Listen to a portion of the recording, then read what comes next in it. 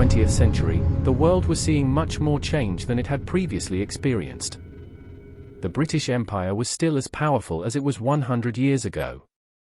In 1901, Britain took the decision to colonize Australia to form the Commonwealth of Australia.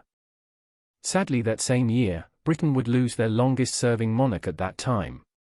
Queen Victoria died in January 1901. Her reign over England and Ireland lasted 63 years from 1837 to 1901. Her successor to the throne was Edward VII, who became King of the United Kingdom from January 1901, up until his death in 1910. In 1902, Britain saw the victory of the Second Boer War that ended on the 31st of May. They had previously fought the Boers back in 1880 to 1881, which too was a British victory. Both Boer Wars affected British military tactics so badly that they had to re-evaluate and improve tactics in the years leading to World War I. In politics, Arthur Balfour became the new Prime Minister of Great Britain by succeeding Lord Salisbury. Balfour's time as Prime Minister was a tricky one for him. After becoming Prime Minister, his cabinet split on the free trade issue, and after, his relations with the King became poor. Defeat in the House of Commons in 1905, but was still in by-elections, led to Balfour resigning that year. Across Europe in 1903, Germany would sign an agreement with the Ottoman Empire to build a railway leading from Berlin to the then Ottoman city of Baghdad. Germany's main aim was to establish a port on the Persian Gulf, where a railway line would run right through modern-day Turkey, Syria, and Iraq. The railway was finally completed in 1940, during the Second World War. By 1914, when the outbreak of the First World War happened, the line was still short of its target destination. If it had been completed before the outbreak of the First World War, it would have given Germany a major advantage and a direct route to gain access to the oil fields in Mesopotamia. The railway line would have also connected the port of Basra onto the Persian Gulf, allowing Germany to have access to its other colonies without traveling through the Suez Canal, which at the time was controlled by the British. Fun fact: 1903 was the year the teddy bear was invented. The teddy bear got its name from the U.S. President Theodore Roosevelt, who was often referred to as Teddy, his nickname. The teddy bear would become a popular figure among children, but also found success in stories, songs, and films. Fun fact number 2. 1903 was the first year that saw the introduction of the Tour de France, an annually men's multiple-stage bike race held in France. The first winner of the race was a man named Maurice Guérin. 1904 saw both Britain and the French Republic sign an agreement called Entente Cordiale.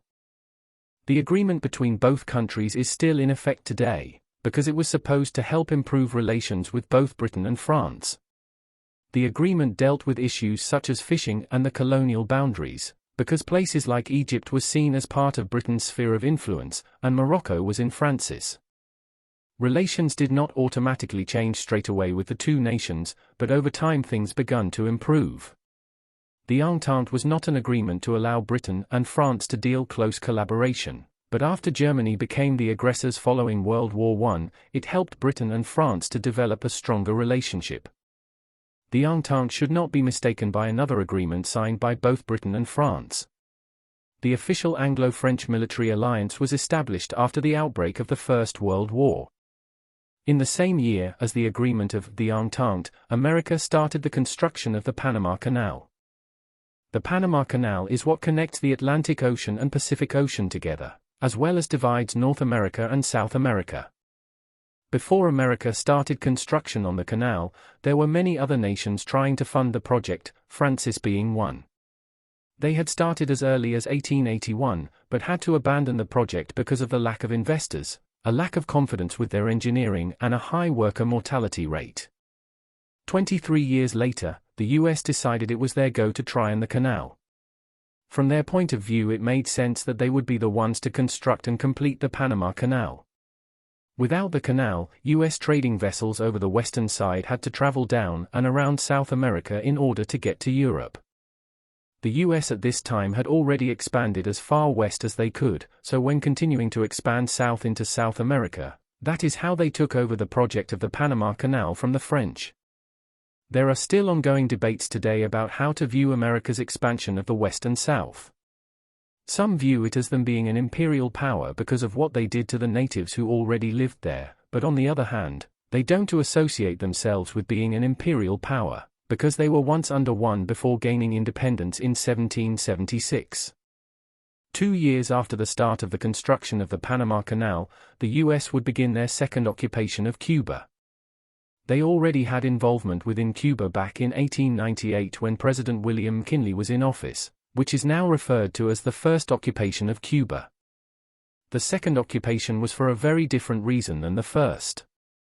In the first occupation, the U.S. established a provisional military government in Cuba after the Spanish-American War had broken out. President McKinley signed a congressional joint resolution that declared war on the Spanish. It also included the Tellers Amendment that showed America's intention of declaring war on Spain and excludes exercising sovereignty, jurisdiction, or control over Cuba, except for pacification thereof. The declaration of war made by the U.S. happened on April 20, 1898. The war only lasted a year because on April 11, 1899, the Spanish-American War was officially over. After the war, the U.S. continued having influence in Cuba, and were forced to grant them independence after Spain's rulership had ended. The Platt Amendment was successfully incorporated, meaning the U.S. would still maintain influence but without direct involvement. They left Cuba in 1902. 4 years later in 1906, the second occupation happened. The second occupation of Cuba happened because the collapse of the government under the Cuban President Thomas Estrada Palmer. When this happened, U.S. President Theodore Roosevelt ordered his military forces into Cuba. Their mission was to stop and prevent any further fighting between the Cubans. If they failed to do so, this would have damaged the U.S. economic interests there. Holding new elections and determining who would be put into government would have proven difficult if the U.S. did not maintain the fighting. After 2 years, they finally elected José Miguel Gómez to be president of Cuba in November 1908. After the election of the new president, it wasn't long till the U.S. pulled their military forces out of Cuba. They stayed there for a further few months, carefully monitoring the situation to make sure it was stable enough for them to leave. The last remaining U.S. troops left in February 1909. While America were occupying Cuba in the West, in the East, in Asia, Japan and Korea were signing a treaty. This treaty provided that Korea should act under the guidance of the Japanese resident generals. The effects were that Korea were to hand the administrations of internal affairs over to Japan. A few years earlier, the Korean Empire became a protectorate of Japan when signing another treaty which was called the Eulsa Treaty.